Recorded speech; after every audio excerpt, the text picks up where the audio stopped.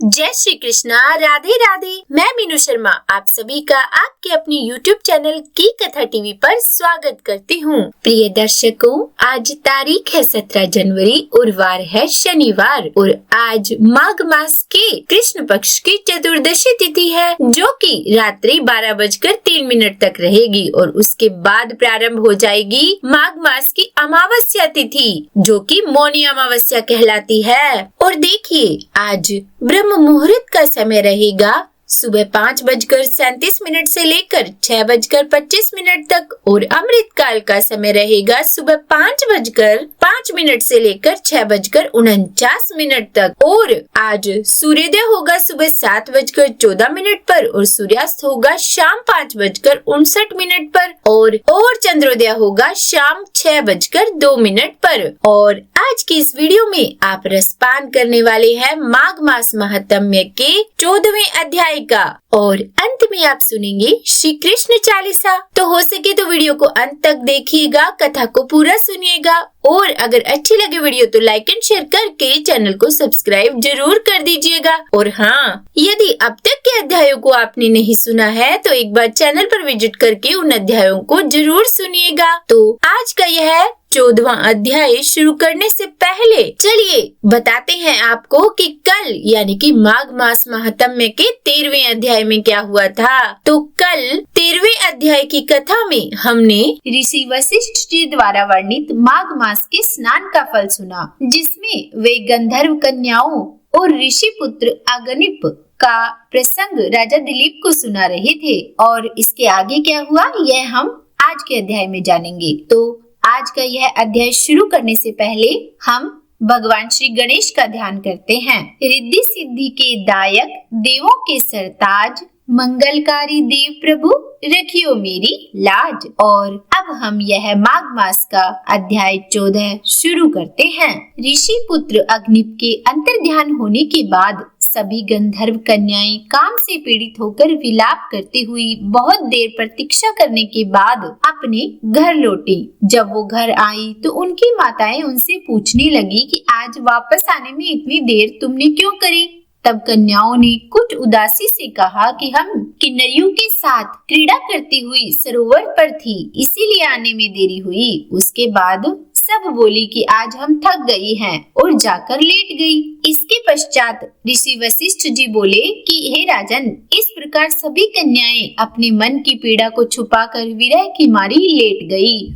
उन्होंने घर में जाकर किसी प्रकार का कोई भी क्रियाकलाप नहीं किया। वह रात्रि उनको एक युग के समान लग रही थी और सूर्य नारायण के उदय होते ही वे कन्याएं अपने आप को जीवित मानती हुई अपनी माताओं की आज्ञा लेकर दोबारा गौरी पूजन के लिए उसी सरोवर पर गई। उसी समय फिर से वह ब्राह्मण भी स्नान करने के लिए सरोवर पर आया और जैसे ही उन कन्याओं ने उस ब्राह्मण को देखा तो वे सभी कन्याएं बहुत प्रसन्न हो गई और चहचहाने लगी। सभी कन्याएं मिलकर उस ब्रह्मचारी के पास चली गई और फिर आपस में एक दूसरे का हाथ पकड़कर उस ब्रह्मचारी को घेर लिया और कहने लगी कि अरे मूर्ख, कल तू भाग गया था लेकिन आज नहीं भाग सकता, हम लोगों ने तुमको घेर लिया है। यह सुनकर बाहुपाश में बंधे हुए ब्राह्मण ने मुस्कुरा कर कहा, तुमने जो कुछ कहा सो ठीक ही है, परंतु मैं तो अभी भी ब्रह्मचारी ही हूँ। गुरुकुल में मेरा विद्या अभ्यास अभी पूरा नहीं हुआ है। पंडित को चाहिए कि वह जिस आश्रम में रहे उसके धर्म का पालन करे और इस आश्रम में मैं विवाह करना धर्म नहीं समझता। अपने व्रत का पालन करके और गुरु की आज्ञा पाकर ही विवाह कर सकता हूँ, उससे पहले नहीं कर सकता। ऋषि पुत्र अग्निप की ये बातें सुनकर वो कन्याएं ऐसे चहकती हुई बोली जैसे वैशाख मास में कोयल बोलती है। वो कन्याएं कहने लगी कि धर्म से अर्थ और अर्थ से काम और काम से धर्म के फल का प्रकाश होता है, ऐसा ही पंडित लोग और शास्त्र कहते हैं। हम काम सहित धर्म की अधिकता से आपके पास आए हैं, सो आप पृथ्वी के सब भोगों को भोगिए। उस ऋषि पुत्र ने कहा कि तुम्हारा वचन सत्य है, किंतु मैं अपने व्रत को समाप्त करके ही विवाह कर सकता हूँ, पहले नहीं। और तब वे कन्याएं बोली कि तुम मूर्ख हो।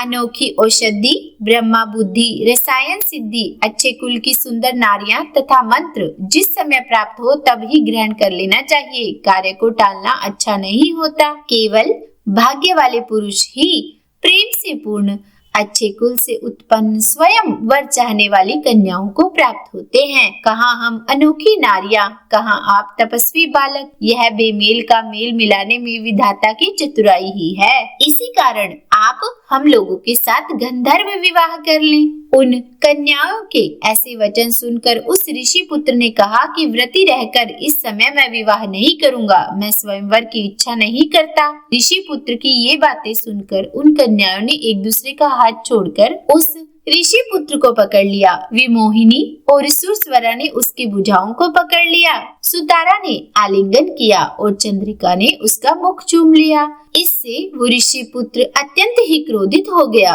और फिर उन कन्याओं को श्राप देता हुआ बोला कि तुम डायन की तरह मुझसे चिपटी हो, इसी कारण पिशाचनी हो जाओ।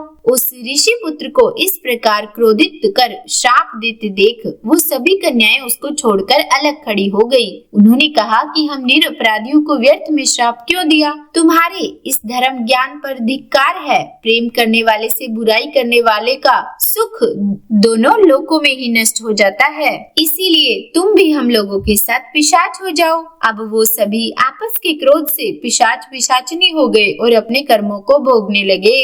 और उसके बाद ऋषि वशिष्ठ जी राजा से बोले कि हे राजन, इस प्रकार वह पिशाच पिशाचनी उस सरोवर के इधर उधर फिरते रहे। बहुत समय पश्चात मुनियों में श्रेष्ठ लोमश ऋषि पौष शुक्ल चतुर्दशी को उस सरोवर पर स्नान करने के लिए आए।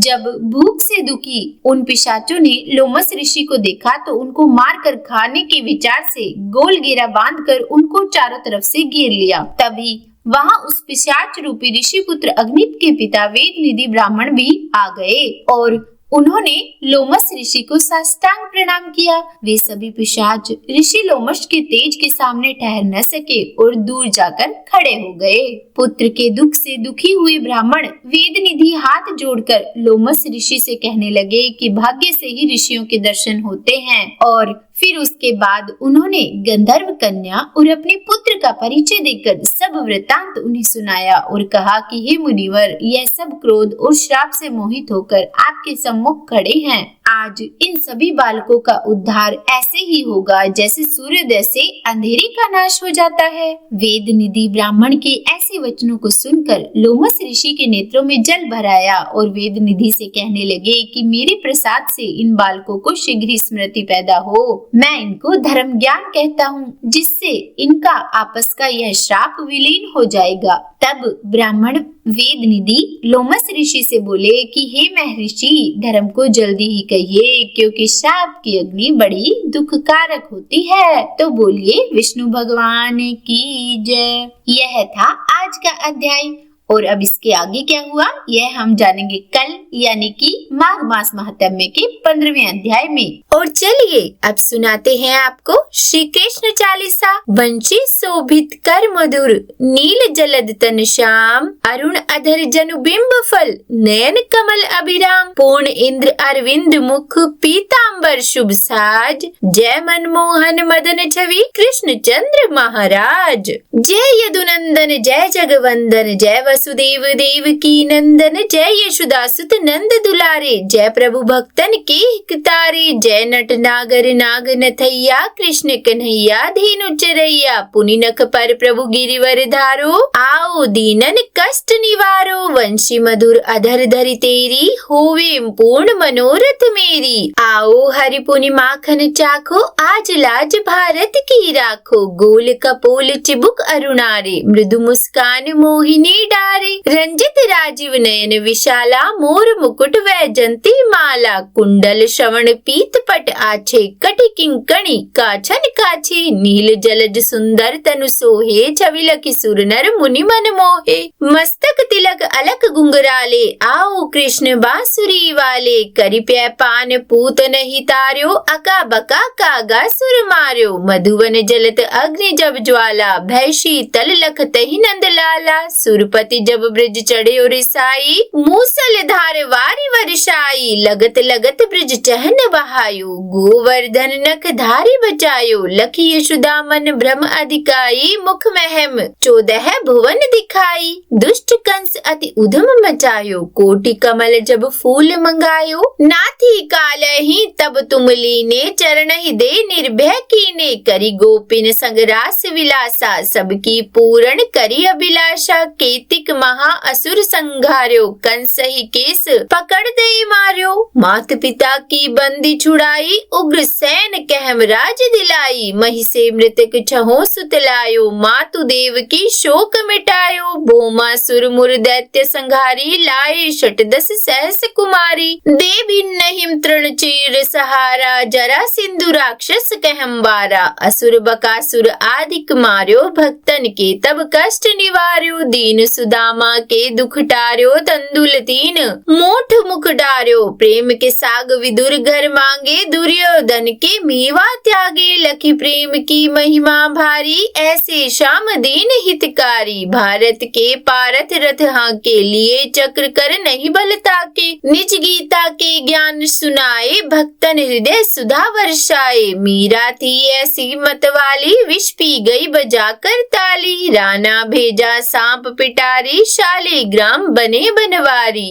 निज माया तुम विदहिम दिखायो, उड़ते संशय सकल मिटायो, तब शत निंदा करी तत्काला, जीवन मुक्त भयो शिशुपाला, जब हिम द्रौपदी तीर लगाई, दीनानाथ लाज अब जाई, तुरत हिम वसन बने नंद लाला, बड़े चीर भय अरि मोह काला, असनाथ के नाथ कन्हैया, डूबत भंवर बचावत नैया, सुंदर दास आस उरधारी, दया दृष्टि कीजे बनवारी, नाथ सकल मम कुमति निवारो, क्षमहु बेगी अपराध हमारो, खोलो पट अब दर्शन दीजे, बोलो कृष्ण कन्हैया कीजे, यह चालीसा कृष्ण का पाठ करे उरधारी, अष्ट सिद्धि नवनिधि फल लहे पदार्थ चारी। तो बोलिए श्री कृष्ण भगवान की जय। तो उम्मीद करती हूँ आज की वीडियो आपको पसंद आई होगी। अगर अच्छी लगी हो तो लाइक एंड शेयर कर दीजिएगा और चैनल पर नए हैं सब्सक्राइब नहीं किया है तो चैनल को सब्सक्राइब भी कर ही दीजिएगा। और हाँ, कमेंट बॉक्स में राधे राधे लिखना